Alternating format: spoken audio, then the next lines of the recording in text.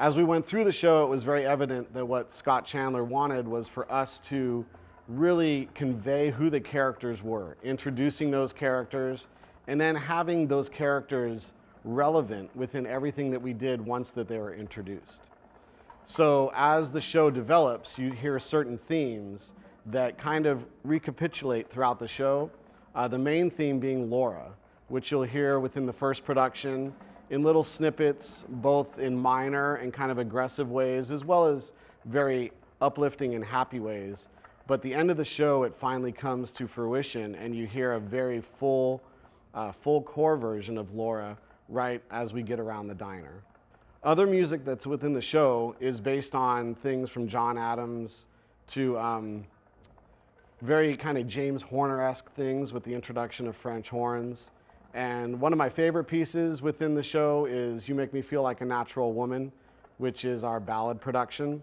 In our third production, we started with a percussion feature that really starts very ominous, kind of a left turn from where we were with Natural Woman, and goes into a great quad feature with front ensemble moments and some vocals that are just amazing. They blow me away every time I hear them.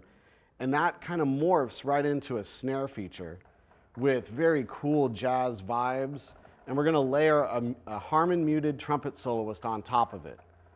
And hearing it for the first time the other day, it gave me goosebumps right away with all the textures that go on within that moment. You hear the precise execution of our snare drums, and you hear the trumpet soloist. It's got this bluesy film noir vibe to it. You've got the front ensemble laying things down, very jazzy.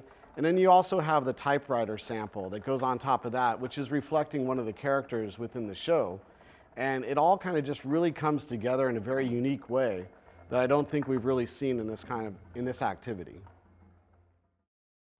In this year's production, we're introducing French horns. Really what spurred this is a lot of our design process is who do we have in the organization, in the membership, and what can they do? From a visual sense, they sense this on the field every day. How far can you make it in this set? What can we do here? What kind of body movement do you feel comfortable doing in this? And then the staff takes that, molds it, and makes it become part of the production. In our membership this year, we had two great musicians. They both happen to be Texas females that are majoring in French horn, Taylor and Molly, and I wanted to utilize their talents and see what we could do with them on French horn. We also feature a lyrical trumpet soloist in our ballad this year, You Make Me Feel Like a Natural Woman, and a trombone soloist as well in the same production. And one of the things that we wanted to do is we wanted to kind of grasp the time period in which the painting was, which is 1942. And you want to hear that and see that throughout the show. So with those soloists, we wanted to get a very distinguished look with the instruments that they're using. So if you look, it's a really raw brass finish, kind of tarnished, old looking, something somebody might have had that they found in the attic, picked up, went out on a street corner and just started improvising, maybe on the corner of where the diner is, and standing next to a lamppost. And we wanted to create that as much as we could with our soloists. And so if you take a close look, you'll see that some of those soloists have those very unique instruments that we got just for this production.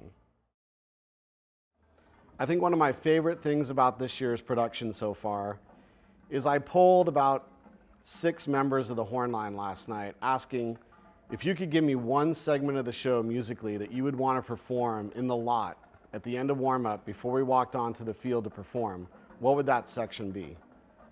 And of the first 6 people that I polled, each one of them gave me a different section of the show. And I was blown away by that because it shows you how much variety and how many great moments were put into the show thoughtfully, not forced. We weren't trying to create an opener, a ballad, a closer. We were trying to create a 12-minute production that tells a story in a unique way with great pacing and flow, driven by great visual with great music within it. And I think the members are really responding to that by really eating up and soaking in all of those moments visually and musically.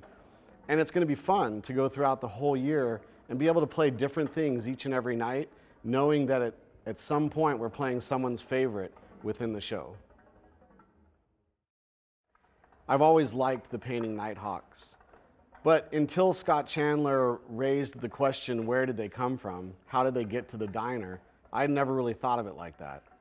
And once that question got put in my mind, and Dave Glide and I started coming up with musical ideas on how to interpret those characters and how they got there and who they were, now when I see the painting, I can't get it out of my head who those 4 characters are and the backstory that Scott Chandler gave them. And they're now that to me. In my opinion, we're not really giving where Hopper got the ideas that these characters came from. It's the Blue Devils' interpretation of how these characters may have come to be together that night in the diner. And I just think it's genius, the backstories that each of them have and how they came there. And then trying to find music that fit each of the characters became much easier once you knew where they came from and who they were and what was going on between them and what was going on in the time period and what the music was that was driving the time period. And I can't look at the painting any longer without asking the question, how did they get there? Who are they? Why are they there? What are they talking about? And it's really intriguing.